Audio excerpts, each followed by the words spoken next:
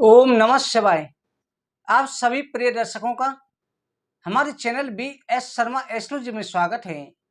प्रिय दर्शकों, हमारी जन्म कुंडली के अनुसार ज्योतिष शास्त्र में अगर आपकी कुंडली में गुरु ग्रह विराजमान है और गुरु ग्रह अगर किस भाव में विराजमान है, जैसे 12 भाव होते हैं, पहले से लेकर के 12 भाव के अंदर गुरु का प्रत्येक भाव में अलग अलग प्रभाव रहता है। अगर आपके इन स्थानों में गुरु विराजमान है तो निश्चित प्रकार से शुभ योग बनते हैं। अगर गुरु नीच दृष्टि का है, नीच राशि का है, पापी ग्रहों के साथ है तो इसके दुष्परिणाम होते हैं। अगर गुरु शुभ दृष्टि से परिपूर्ण है तो इन 12 भावों पर गुरु की दृष्टि पड़ती है। गुरु के कारण ही, जैसे गुरु धनु और मीन राशि के स्वामी हैं, गुरु के द्वारा ही शुभ फल की प्राप्ति होती है, आनंद की प्राप्ति होती है। गुरु से ही संतान सुख, वैवाहिक सुख, धन, दान, पुण्य, कर्म, इन सभी का कारक गुरु माना जाता है। इसलिए जब गुरु ग्रह अस्त होते हैं तो कोई भी शुभ कार्य नहीं होता, विवाह भी नहीं होता है। इसलिए गुरु का 12 भावों पर जो प्रभाव होता है, आप अपनी कुंडली के अंदर स्वयं देख सकते हैं कि गुरु आपके किस भाव में बैठा हुआ है। प्रथम लग्न भाव से आप देखें, जिस स्थान में बैठा होगा उसका वही प्रभाव होता है, उसी की जानकारी दे रहे हैं, ये आप देखें। परंतु अगर अभी तक आपने हमारे चैनल को सब्सक्राइब नहीं किया है, चैनल को सब्सक्राइब जरूर करें, वीडियो को लाइक और शेयर करें। दोस्तों, वीडियो शुरू करते हैं।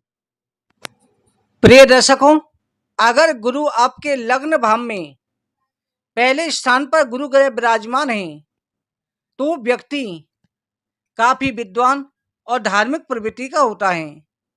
ऐसा व्यक्ति की प्रतिष्ठा बढ़ जाती है, धनवान भी होता है। पहले भाव में गुरु होने से व्यक्ति को उच्च पद की प्राप्ति होती है और काफी गुणवान भी हो जाता है।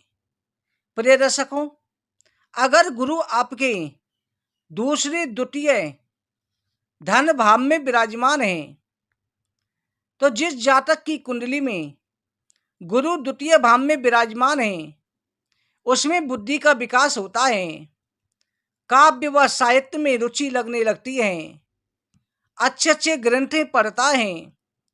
साथ ही वो व्यक्ति प्रशासनिक स्थिति के संचालक की शक्ति बढ़ जाती है।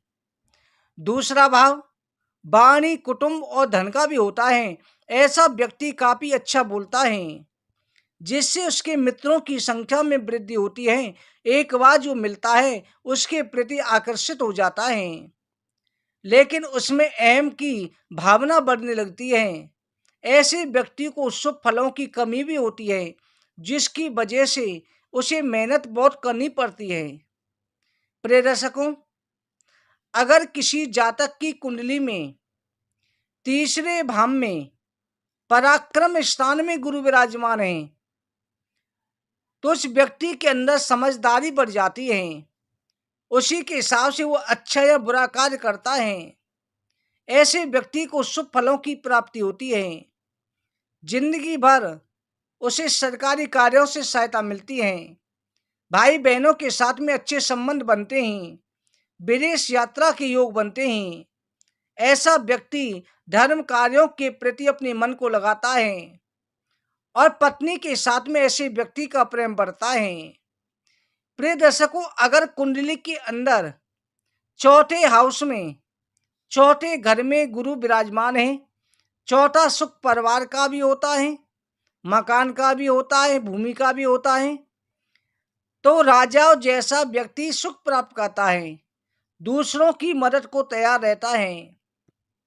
ऐसा व्यक्ति धनवान, यशस्वी, बली, सुखी, वाहन, मकान आदि का सुख प्राप्त करता है, पिता का नाम रोशन करता है। ऐसा व्यक्ति काफी मेहनती होता है और काफी संपत्ति इकट्ठी करता है। प्रिय दर्शकों, अगर गुरु कुंडली में 5वें घर में विराजमान है तो ऐसा व्यक्ति गुणवान, बुद्धिमान, तर्कशील होता है। पूजित होता है, परिवार में सबसे ऊंचा स्थान मिलता है, समाज में काफी हिस्सों में उसका मान सम्मान बढ़ जाता है। इस स्वभाव में गुरु के आने से व्यक्ति में थोड़ा आलस जरूर आता है और विलासी भी बन जाता है। पेट से संबंधित परेशानियां भी आती हैं, उसकी शिक्षा में रुकावट आती है। प्रिय दर्शकों, अगर कुंडली में छठे भाव में गुरु विराजमान है, इस छठे स्थान पर गुरु है, तो ऐसा व्यक्ति शत्रुओं पर विजय प्राप्त करता है। इनका मामा से काफी विरोध रहता है, माता से काफी प्रेम करते हैं और हमेशा माँ की आज्ञा के आज्ञाकारी होते हैं। इनकी संगीत कार्यों में रुचि होती है, खर्चों को सोच समझकर करते हैं। अगर पाप ग्रहों के द्वारा ये राशि पीड़ित है, गुरु चंद्र की युति इसमें बनने से भी दोष उत्पन्न हो जाता है। छठे स्थान में गुरु के साथ चंद्रमा नहीं होना चाहिए, अन्यथा कई प्रकार के रोगों का सामना भी करना पड़ जाता है। प्रिय दर्शकों, अगर किसी व्यक्ति की कुंडली में सातवें भाव में गुरु ग्रह विराजमान है, तो वो व्यक्ति दयालु, धार्मिक, धैर्यवान, बुद्धिमान, चंचल स्वभाव का होता है, भाषण देने में कुशल होता है, पिता से अधिक उच्च पद को प्राप्त करने वाला होता है। ऐसे जातकों को भाइयों का पूरा सहयोग मिलता है, पराक्रम में सफलता अर्जित करता है, इनकी आय स्थिर होती है, विवाह के बाद भाग्योदय होता है।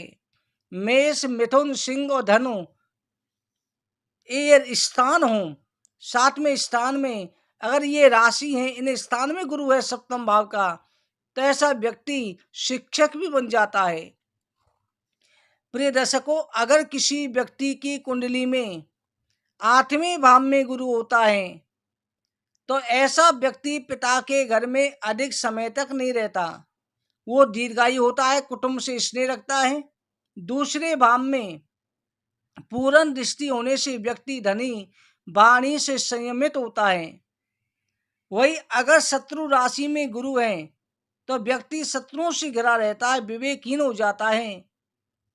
इस भाव में गुरु अष्टम भाव में ज्यादा शुभ फल नहीं देता, सांसारिक सुखों की प्राप्ति होती है पर सामान्य जीवन रहता है। अगर किसी व्यक्ति की कुंडली में नौवें भाव में गुरु स्थित है, तो वो व्यक्ति सुंदर मकान बनवाता है, भाई बंधुओं से स्नेह रखने वाला होता है। ऐसे व्यक्ति की धर्म में आस्था बनी रहती है, जहाँ भी नौकरी करता है उस पर बड़े अधिकारियों की कृपा बनी रहती है। ऐसा व्यक्ति पराक्रम, विद्वान, दूर देश की यात्रा करने वाला होता है। साथ ही संतान की प्राप्ति होती है, संतान भी मान सम्मान देने वाली होती है, उच्च शिक्षा प्राप्त करने वाला, उच्च स्थान प्राप्त करने वाला होता है। प्रिय दर्शकों, अगर किसी जातक की कुंडली में गुरु 10वें भाव में विराजमान है, तो ये व्यक्ति दादा दादी के काफी प्रिय होते हैं, धनी, यशस्वी, उत्तम आचरण करने वाले होते हैं, वो ज्यादातर लोगों की प्रिय होते हैं। धन, वाहन, मित्रों का पूर्ण सुख प्राप्त होता है। इनको पिता से, ससुराल पक्ष से, भाइयों से सहयोग मिलता है, धन प्राप्त होता है। ऐसा व्यक्ति हर परेशानी को समझदारी से दूर करता है, मेहनत से कभी नहीं डरता। गुरु के इस भाव में होने से उच्च शिक्षा की प्राप्ति भी होती है। प्रिय दर्शकों, अगर किसी की कुंडली में गुरु एकादश 11वें भाव में है, तो व्यक्ति वैभवशाली, प्रभावशाली, दानी, धनवान, काफी विख्यात होता है। साथ ही निरोगी, चंचल, सुंदर होता है। इस भाव में गुरु सामान्य भाव देते हैं, ना ज्यादा ना अच्छा ना बुरा, सामान्य फल होता है। वो अपने पूरे परिवार के साथ रहता है, उनकी जरूरतों को पूरा करने के लिए भरपूर मेहनत करता है। प्रिय दर्शकों, अगर किसी की कुंडली में द्वादश 12वें भाव में गुरु विराजमान है, तो व्यक्ति काफी अच्छे कार्य करता है, लेकिन अभिमानी होने की वजह से यश प्राप्त नहीं होता। वो भागीन, निर्धन, दूसरों को किस प्रकार से ठगा जाए ऐसी हर समय सोचता रहता है। वो अपने कार्यों के द्वारा शत्रुओं को बढ़ाता है, गुरु कितना भी शुभ फल देने वाला हो, यदि अशुभ स्थिति में है तो उसे शुभ फलों में कमी आती है, अशुभ फल बढ़ जाते हैं। कुंडली में एक भाव में व्यक्ति राहु गुरु के संयुक्त प्रभाव में होता है। प्रिय दर्शकों, आप अपनी कुंडली के द्वारा स्वयं जान सकते हैं कि आपकी कुंडली में गुरु किस भाव में विराजमान है, क्या फल दे रहा है। ये भविष्यवाणी की जानकारी हमने दी। इसी प्रकार से ग्रहों का फलादेश जानने के लिए और भविष्य फल जानने के लिए चैनल पर बने रहें। ओम नमः शिवाय।